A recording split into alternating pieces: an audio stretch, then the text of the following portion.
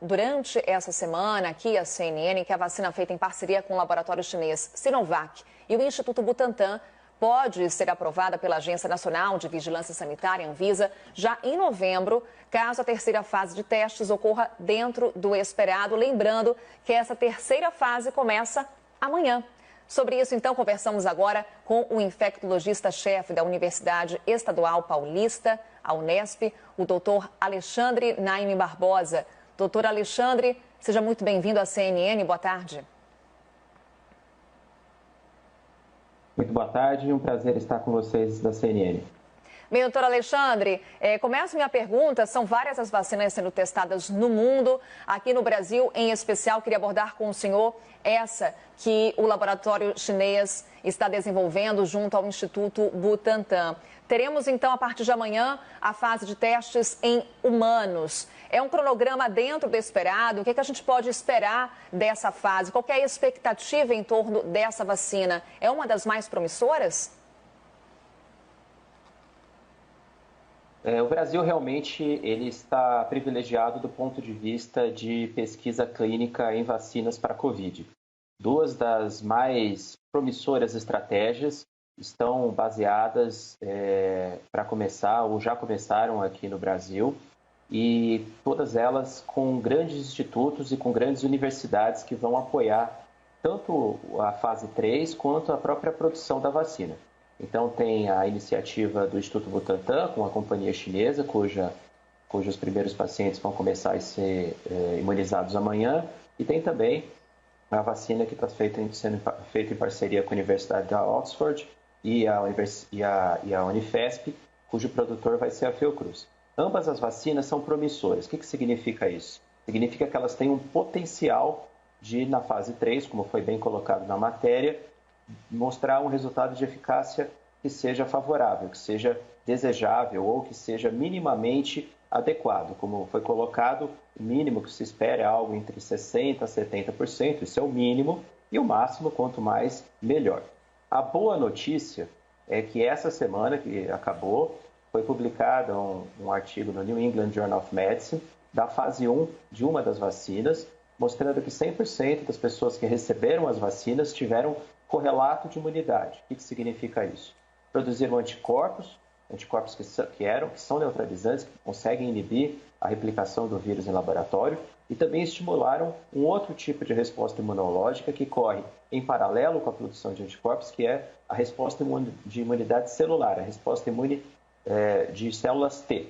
Então isso leva a muita esperança que realmente agora, na fase 3, que é realmente onde a gente vai ter os resultados definitivos, se nós vamos ter uma vacina com uma eficácia adequada. E é tudo que a gente espera, então, para os próximos meses, os resultados desses pacientes que já estão ou vão começar a ser imunizados com as duas estratégias. E o resumo de tudo isso é um só.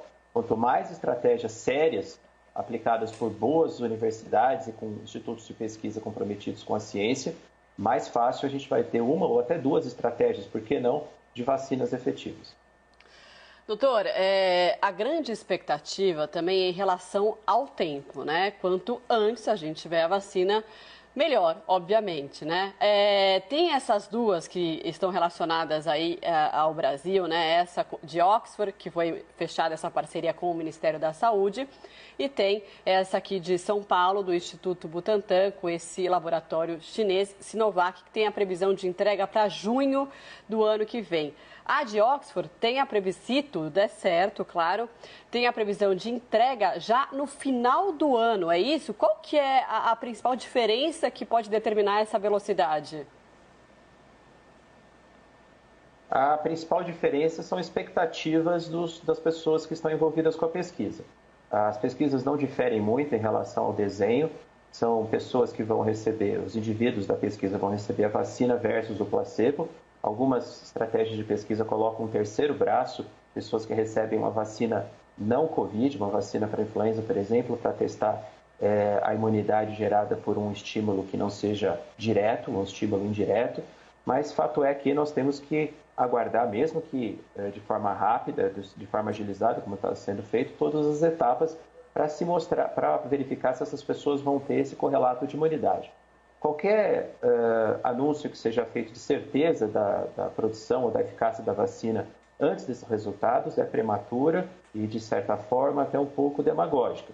Nós estamos torcendo para que as duas candidatas à vacina deem certo. Eu vou dar um exemplo da vacina para gripe contra o vírus influenza. Nós temos mais de uma vacina no mercado. Então, elas são complementares ou elas são utilizadas, às vezes, porque uma não consegue, em termos numéricos, imunizar ou ter doses suficientes para todos. Ou seja, quanto mais estratégias que derem certo existam, melhor. Agora, promessas de quando nós vamos ter a vacina, isso é muito perigoso, porque se a gente não aguardar, ainda que rapidamente, as etapas cruciais para verificação de eficácia, a gente pode estar entregando um produto que não vai atingir aquele resultado que todos esperam. Pois é, doutor, é exatamente esse ponto que eu queria abordar com o senhor, com relação ao tempo e com relação à cobertura da vacina. Corre-se o risco de, quando termos uma vacina, o vírus já tenha sido modificado, tenha sofrido uma mutação e, com isso, o objetivo, o final, fique comprometido? Aparentemente não.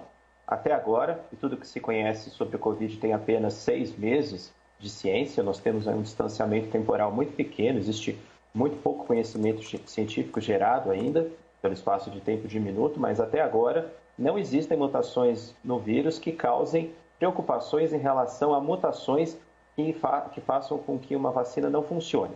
O vírus, pelo menos na parte em que ele está sendo direcionado em relação ao alvo dos anticorpos na vacina, são alvos realmente firmes, alvos que não mudam muito, alvos estáveis e que, portanto, não vão ter uma problemática de falta de ação.